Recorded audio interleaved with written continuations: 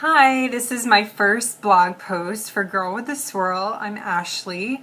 So throughout this whole process, I've been posting pictures of myself, and most of them are just me regular. I don't wear makeup. I don't really try to act different than what I am in my normal life. I do look a little made up today. It's because I went to the salon and I didn't want to look like shit. But I had to get my hair trimmed a little bit, so it looks really nice. I'm very, very happy with the way that it's growing in. It's a cute new look and it's really effortless, so that's been so helpful for me during this process. So you're probably wondering, why do I have so many pills in front of me? I just wanted to give you a perspective of what it's like to go through this process and just kind of the medicine that I'm taking. So the ones on the left, these ones I'm taking daily right now. They range from, stuff for heartburn, since I am taking so many medicines, to, antifungal, antibacterial, things to keep me healthy right now in the midst of flu season. And on top of it, I have no immune system, so my body's literally like a newborn. The ones over here are the ones that I take when I'm on chemo, when I finish the IV ones, or I was taking the pills called Atra, which these are chemotherapy pills. They are pain medicine, and they're also anti-nausea. And a lot of people, either pregnant women or people who have been on chemo, could probably remember some of these ones: Zofran, lorazepam, and Compazine. Those are some of the favorites. And so this, at any given time, I could be taking almost all of these in a day, which is a lot of pills.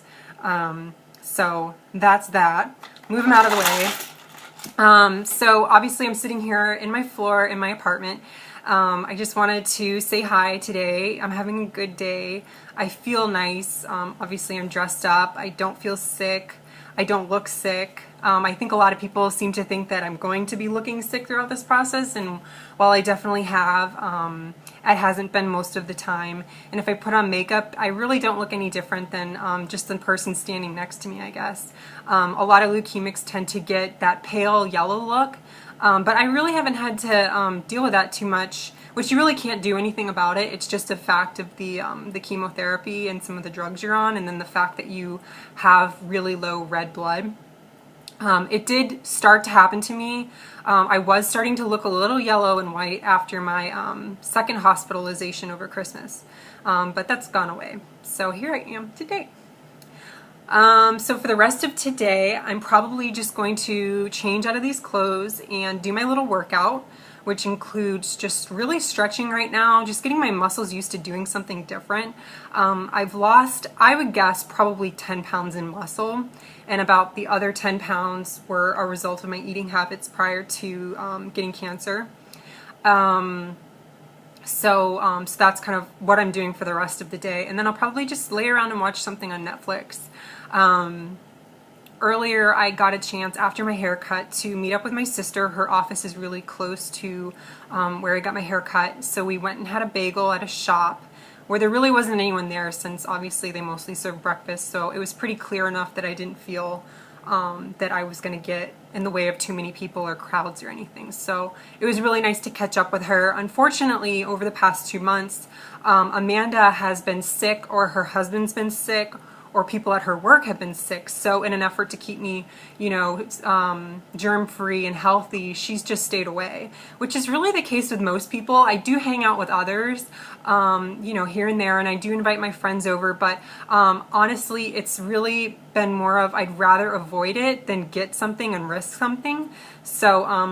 So that's where the loneliness and kind of like the feeling of disconnection has come in, is that I can really only connect with people over the internet.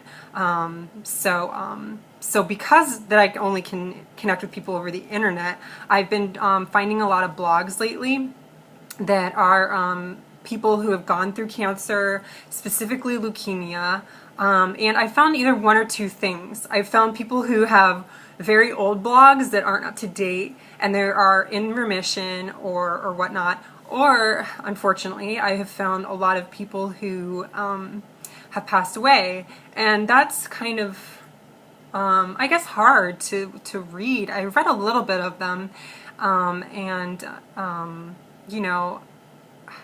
I don't know, I don't really want to read that right now. It's not that I don't acknowledge it, because obviously, you know, I made a post a couple weeks back called For Sharon. It was a nice lady that I knew in the hospital. She passed away, and it was really hard to deal with. So I certainly acknowledge that there's things that can happen to people during this process, but I think right now, just for my sanity, I'm just gonna kind of block some of that out as best as I can, just to try and get better and just feel positive about where I'm heading. And the doctors certainly feel very positive about, you know, my recovery. I'm young, so that works for me. And the fact that I was in really good shape before all of this helped too. So, so I'm feeling really positive. You know, since the beginning, I've always thought I'm going to be cured from this. So I don't really have too many concerns about it. I think it's more of just transitioning back into, you know, life and work and dealing with the things that I haven't had to really think about for a while, which seems so much easier than this process. But I think with this, it's like my day is planned out. You know, I know what I'm supposed to do. I'm told what I'm supposed to do, and I've kind of gotten used to that. So, so we'll see. The next couple of months are going to be interesting and challenging, but I'm definitely looking forward to getting back to the old Ashley and working again and whatnot. So, I guess the last thing I want to say is just thank you to all the new followers out there. I've gotten some new friends on Facebook. I've had people reaching out to me, emailing me or writing letters. So they range from people who know friends of friends of friends from different states to people internationally. So that's been really nice to see, you know, that people want you to know that you're not alone, and that, you know, your journey means something, and that I'm not just posting this for recognition or just posting this to just gripe about my problems, but that they're gaining something from it, which is to me the most valuable part of this blog. So thank you. I hope everyone has a great Thursday and a nice Easter weekend. I probably won't be doing a whole lot. Like I said, I'll probably just hang out with Amanda, maybe dye some Easter eggs, spend some time with Mike, maybe visit a friend. And that's it. So I'll talk to you guys later. Hopefully more blog posts to come from the video aspect of it.